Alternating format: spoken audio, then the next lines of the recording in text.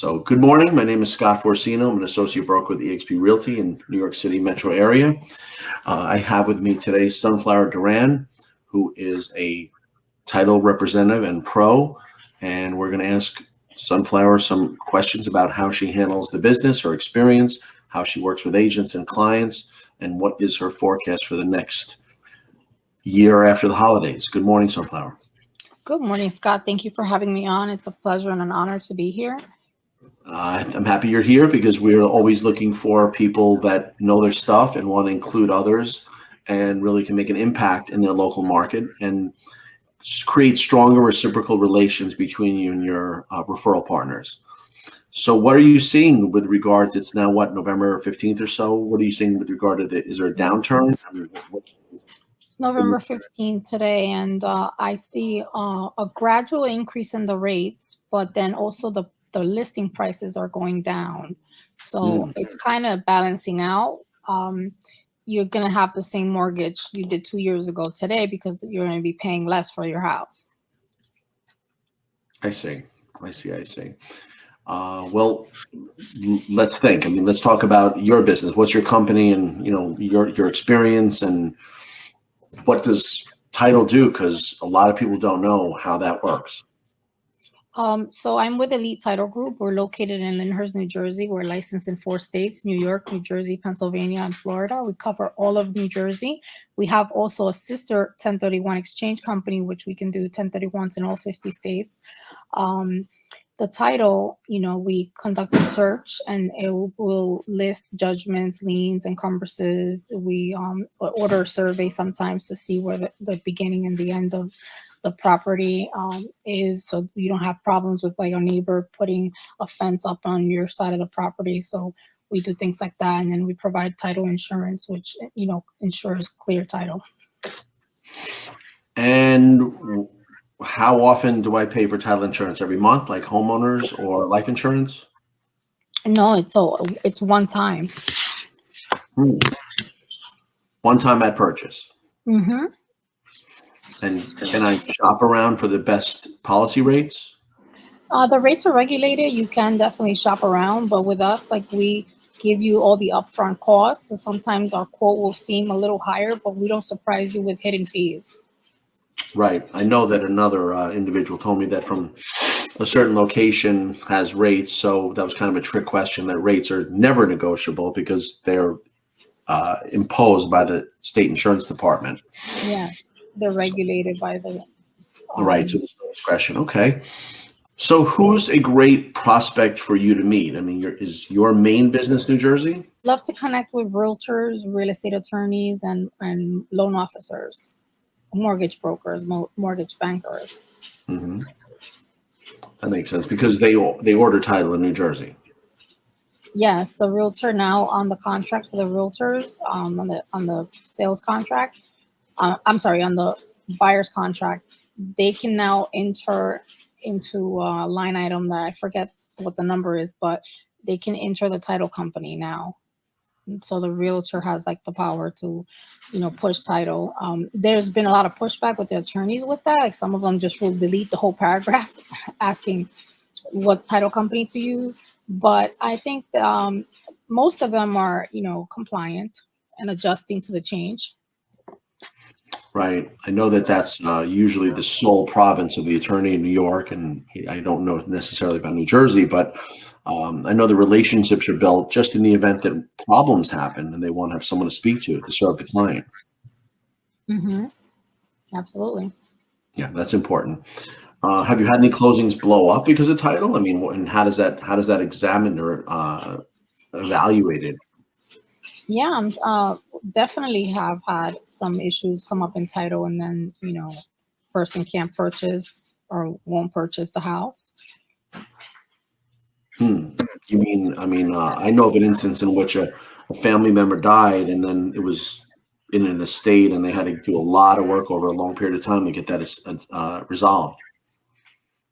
Yes, we had a similar problem with somebody dying in amidst the closing, but I think we managed to close on that one, but it was a big problem. what should people expect? I know they deal with what you call a title company, but what big entities underwrite? I mean, who provides the insurance for a normal local title company? So we have 4 underwriters. We have the 4 major underwriters that we work with. Mm-hmm.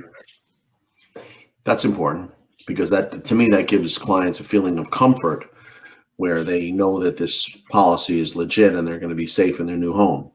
Absolutely. Some title companies are only with 1 underwriter, and we have 4. Right. I know what that means. What does that mean to be underwritten that highly?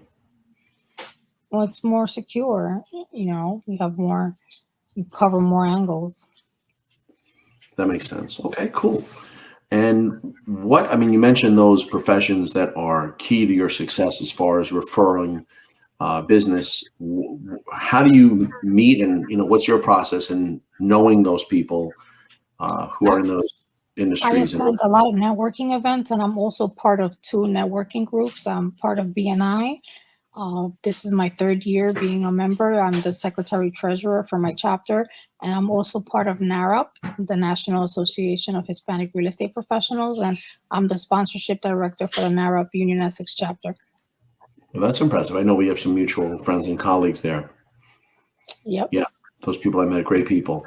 Yeah, well, I'm very happy that you're part of PlugIntro because I was a member of BNI for a long time, and that did great for me. But I did notice that there were some differences between showing up in a diner once a week for 90 minutes and having the access to everyone at any time using your phone, where really people are everything cloud-based now, and it's maybe tougher as winter comes to get there at 7 a.m. Yeah, it's tough, but our chapter is hybrid chapter, so we meet once a month in person, and then the other meetings are on Zoom. I mean, that's a nice innovation. Now, one thing I know PlugIntro does is allows a host like yourself who's willing to offer this information and provide this platform to others to promote themselves.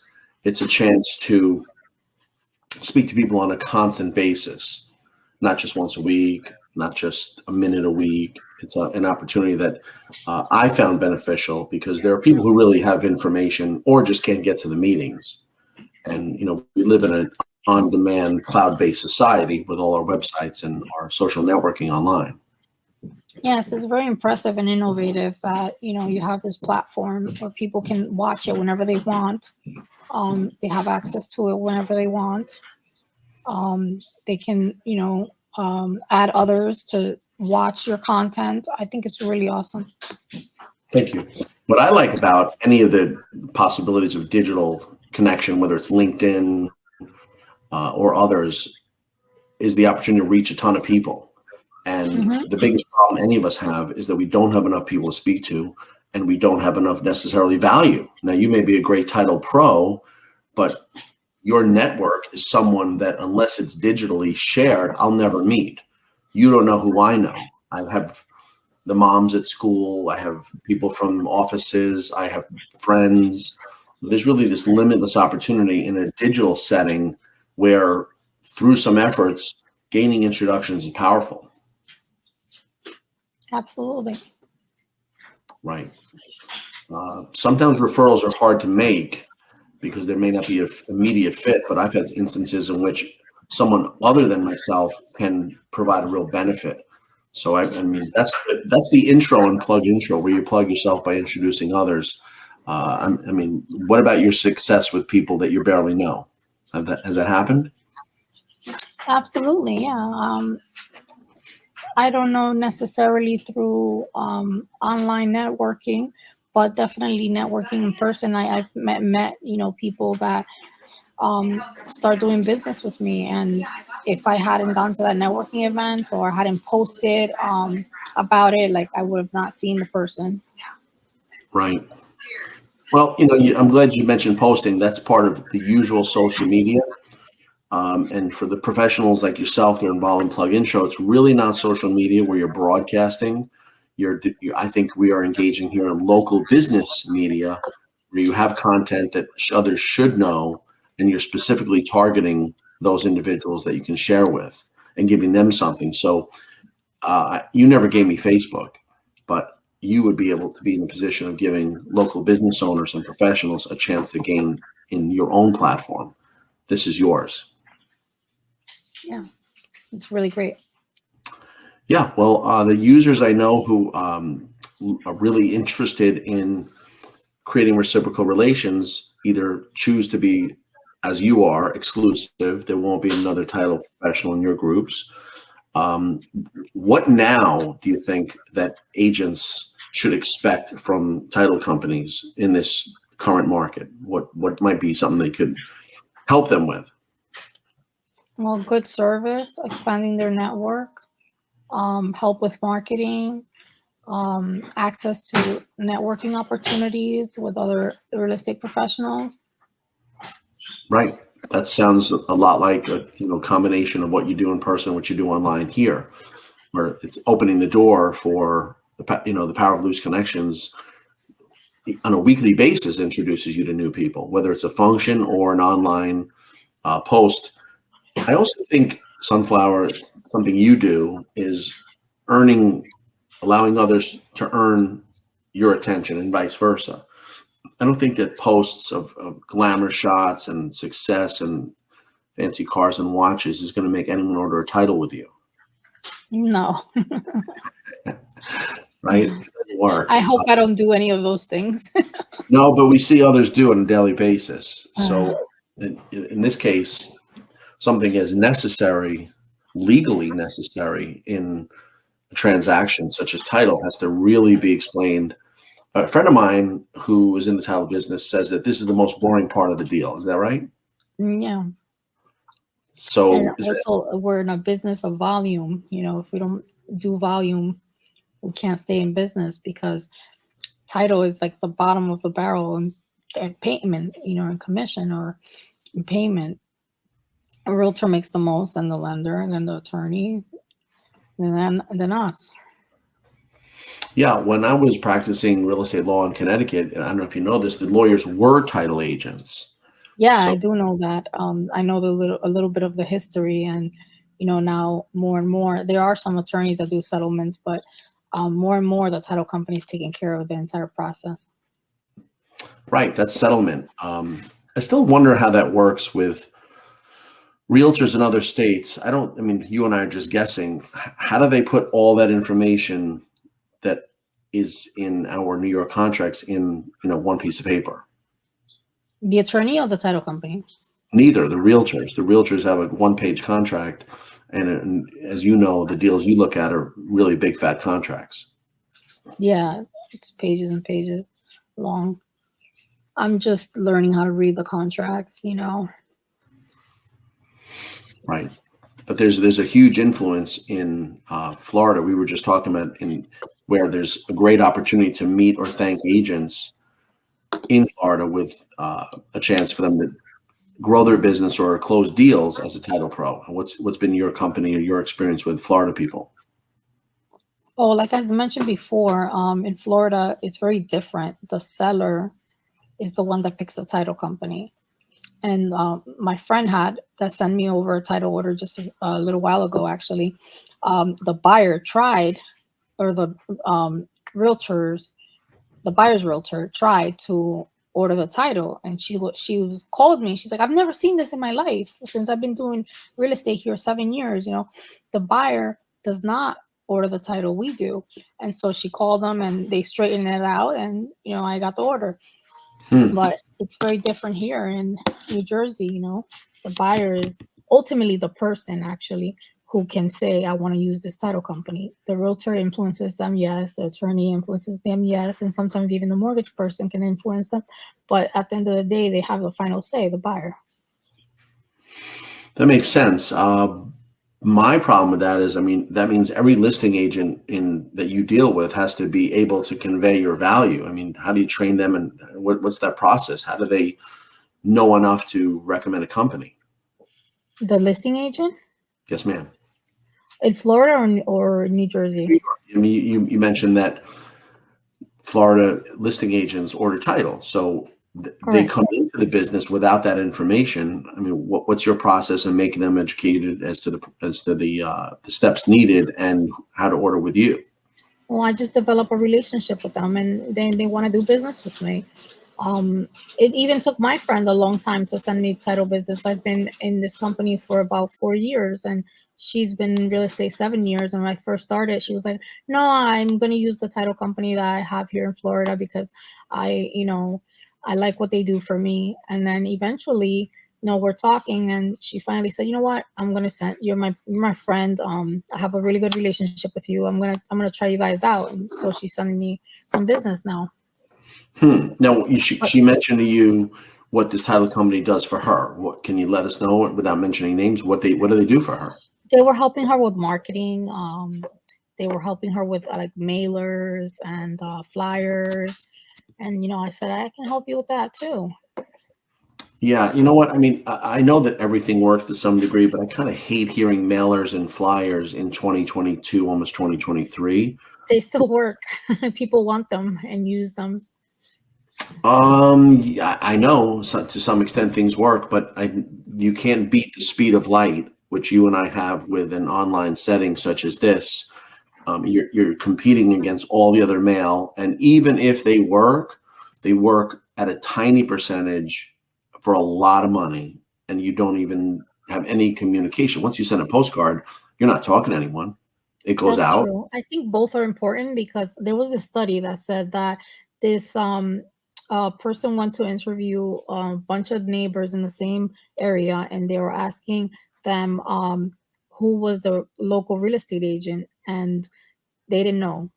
They didn't know at all. So then, for like 6 months, they papered the neighborhood with a fake agent, and then they went back and asked the people who's the best real estate agent in the area, and everyone said the fake agent, who wasn't even Hmm. a real person.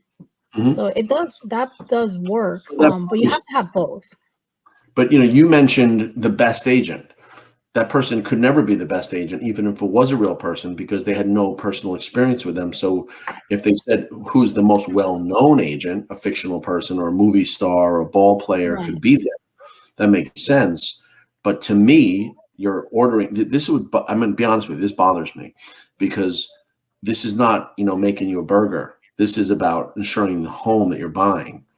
Hmm. So sure, everyone's really selective about the car insurance company or the home insurance company that you're going to pick, but yet whether you own the house legally or not, that's a big thing. And I think that needs to be much more of a demonstration of professionalism than a mailer. Hmm. So, and people don't speak through the mail anymore. People certainly speak online, whether it's texting, messaging, emailing, of course. Right. So I think using an online setting, number one, is many more shots at the title. How much can you mail and at the cost? And also, you don't mail something every day, but you could communicate with people you already know every day. So, I mean, we've definitely shifted into, of course, a digital place, but look at the tools we have. PlugIntro pays for this proprietary software, just like the StreamYard. It's not a Zoom, has many more features. And this is what you use and other agents and lenders around the country use as well. So it has a more of a professional look and feel, if you Hmm. agree. Absolutely. Yeah. Yeah, like I said before, it's a great platform. I've been making use of it for sure. I appreciate all the posts and resharing of my posts. It's helped me. It's definitely helped me. Yep, I think it's great. What we do for agents is to see that the provider, such as yourself, really cares about that person and their success. I notice that you're not giving it to everyone. I'm of the belief that you're selecting the people that you wish to either thank or meet. And I think that as you probably imagine, with this new market, the best will shine, right? The people who are in this business for real, and they are maybe undergone one or two bad markets, and view themselves uh, as professionals and careers in this industry, will thrive. Hmm. Yeah, absolutely. I completely agree. Mhm. And you know what? It should be fun too. The networking events are fun, but sometimes your obligations mean you're at the office late or a family situation, and you can't go out every night. Maybe some people can. I can't. And so it's more of an infrequent approach than something you can rely on. That's why I think we all have these digital opportunities, which is something that can be relied on. And one more thing I want to touch on, I know you've used it because you work with our staff. That means that the members you invite, the agents, have basically their own local business development platform that is fully staffed and is interested in their local exposure. It's all comes from you. So there's not a lot of what I call attribution in networking. It seems like you're out for yourself and you're not interested in the others, other parties' success. But in this setting specifically, but even others, there's attribution. You're looking to be the person to shine a light on others. And I think we really need that at this point. That's great. It's a great position to be in. Yep, I think everybody wants that. Mm-hmm. Sure. So let me ask you this: what do you see going forward after the holidays, when we're back to work and people are entering the new year and the new market? What are your colleagues and what is everyone thinking about? My colleagues and people I talk to are thinking the spring is going to flourish. The rates are going to go down, and we're going to have a good. Lender just told me this a few minutes ago before I jumped on this. He said we're going to have a good 8 to 9 years after the rates go down. It's gonna pick up again. Now we're going through the purge. Well, that'd be nice if you could promise me that in a written contract, 8, 9 years. I'll take that. Don't quote me on that. Wow. Well, I'll definitely quote you because you quote, but and why does he feel that way with, conditions within the government? He's been around 30 years, so he's seen the up and downs all around. So he knows the pattern. Well, there are some, empirical data studies that have been done. I heard that the chief economist for NAR, National Association of Realtors, the biggest union and trade organization in America. So if you're the chief economist, you can't be a moron. So he is really probably the most respected forecaster in America. And he says that it's kind of the same thing, that expect a bumpy road, expect to some extent a reconstruction of the market, where, let's be real, the run-up was artificial, don't you think? The run-up that went on in certain counties was not justified. No, that was definitely like a fluke. We have to measure things by how they were prior to pandemic. Right. And there's so much debate of why people being at home prompted new purchases. I mean, I'm not even fully clear as to why something that was that scary and took all of our focus meant you had to leave your house. I can see that in New York, and why it happened in New York City, because people are so cooped up in their tiny little apartments, and now they can't go outside. There's no restaurants to go to, and so they wanted more space. They needed to get out and go somewhere else, because I think I would have felt the same if I would have been cooped up in a small apartment in New York City and not been able to go out or not be able to socialize. It did a number for people in New York City. It really did, and I was in New Rochelle, which was the epicenter. I mean, the highways were closed, and the New Rochelle attorney was the patient zero, and he was blocks. People were calling me from around the country, said, your hometown of New Rochelle has yellow tape around the highway exits. It was only for a few days, but they called it the containment zone. And then as things got a bit better come the fall, the properties on the market were exploding. So where do you live now? I'm still in New York, but I mean, that area really changed. Oh, you're still in Westchester? And there was a sentiment of just let's leave. Realtors were getting phone calls to the office. Now that's been a long time since people were calling the office. And I know there was times that people like you were happily drowning in deals. Yeah. Well, the thought is by the next springtime, after maybe a correction in the rates, and there are many fewer properties for sale, because now there are still a major uptick from year over year of properties available. So properties are sitting. Yeah, I had a listing agent talk to me yesterday. She said the dream is to be a listing agent, but finally I have listings and now I can't sell them.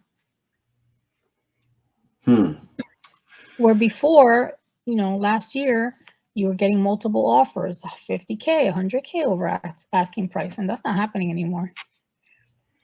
No, it can't. But I mean, I wonder who's even responsible for that, because that was unbridled. That was irrational.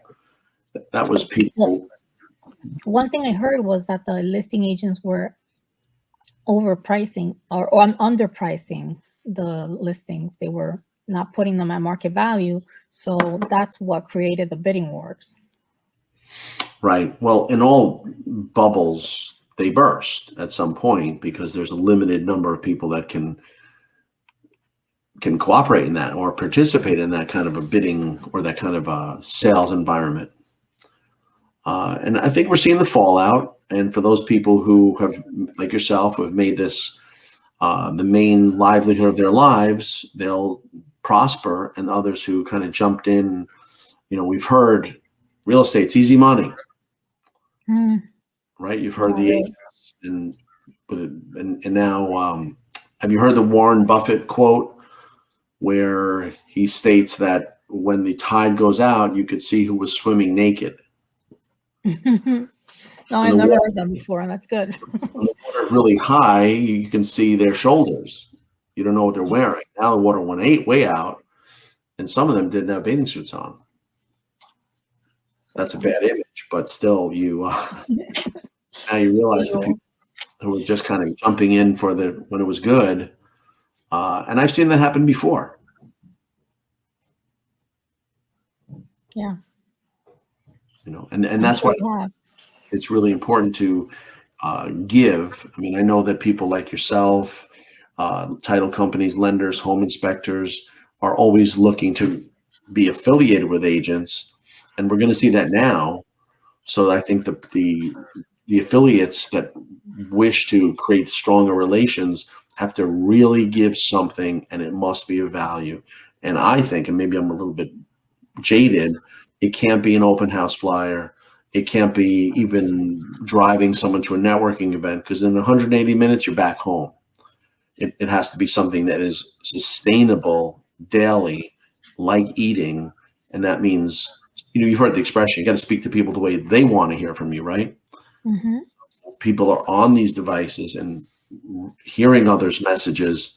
I think they're getting immune to it. Instead of being broadcast, it's got to be an exchange, and it's got to be giving others a chance to be featured. Yeah, absolutely. It's powerful.